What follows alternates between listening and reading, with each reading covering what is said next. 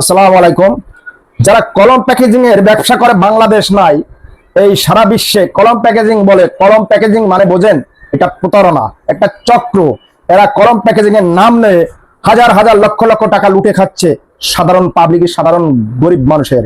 তাই আমি বলি, আপনারা যদি মানুষ হয়ে থাকেন, আপনারা যদি এই চক্র থেকে বাঁচতে চান, তাহলে আপনারা যদি কোনো ফেসবুক পেজ অথবা ইউটিউব চ্যানেল থেকে বলা হয় যে আপনাকে আমরা জব দিচ্ছি, আপনারা জব করেন, 20,000 25,000 টাকা বেতন পাবেন, স্যালারি পাবেন, আপনারা আমাদের কাছ থেকে মাল নিয়ে বিক্রি করবেন, তার থেকেও আপনারা মুনাফা পাবেন, এই সমস্ত কথাই আপনারা কলাম ভাই ভেজবেন না।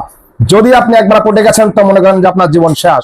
আপনাকে তো আজকে 10,000, কালকে 5,000 এভাবে করে করে নিয়ে নিয়ে ওরা আপনাদেরকে ধ্বংস করে দিচ্ছে।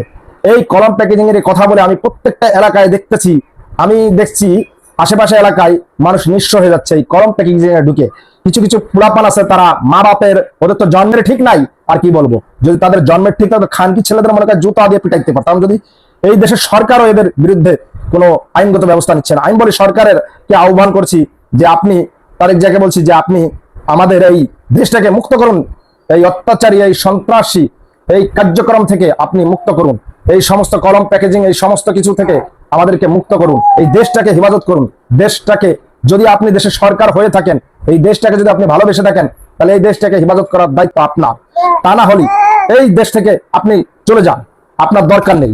যে সরকার দেশকে তার নিয়ন্ত্রণে আনতে না পারবে, দেশকে সন্ত্রাস মুক্ত না করতে পারবে, দেশকে চাঁদাবাজ মুক্ত না করতে পারবে, সেই দেশে সেই সরকারের থেকে কোনো লাভ নেই। কারণ নিজের পকেট ভরতে আসেন নাই, আসছেন সাধারণ জনগণকে বাঁচাইতে। আর যদি আপনি রক্ষক হয়ে ভক্ষক হয়ে যান, তাহলে দেখুন আমি যে কথাগুলো বলছি পয়েন্টে পয়েন্টে মিলিয়ে দেখুন যে একটি সরকারের দায়িত্ব কি। সন্ত্রাস মুক্ত করা, চাঁদাবাজ মুক্ত করা, এই দেশে কোনো রাহাজানি থাকবে না, ধর্ষণ থাকবে না। আর সেই দেশে ধর্ষণ রাহাজানি চলতেছে একের পর এক, চাঁদাবাজি, এই সমস্ত বন্ধ করার দায়িত্ব আপনার। আপনি যখন সরকার হয়ে আসছেন এই বাংলাদেশে, তখন আপনার দরকার, এই দায়িত্বটাই আপনার। আপনি দায়িত্ব নিয়ে আপনি সব নিজের মতো করে আপনি এই দেশটাকে রক্ষা করুন। আর যদি না পারেন, তারেক জিয়াকে বলছি আপনি এই সংসদ অথবা এই গদি ছেড়ে আপনি যেখানে ছিলেন সেখানে চলে যান। আপনি পকেট ভরার জন্য যদি এসে থাকেন, তাহলে ভুলে যান। জনগণের টাকারই আপনি পকেট ভরেন না, আপনি এই জনগণকে আর ঠগান না। মরার পরে দেখেন, আমাদের যে কটা মানুষ মরার পরে দেখেন তাদের বিচার হবে কিনা। আপনি একবার যদি একটা বুদ্ধিমান মানুষের থাকেন, আপনি যদি কোরআন পড়ে থাকেন, সেই কোরআনটা খুলে দেখুন যে কোরআনে কি লেখা আছে।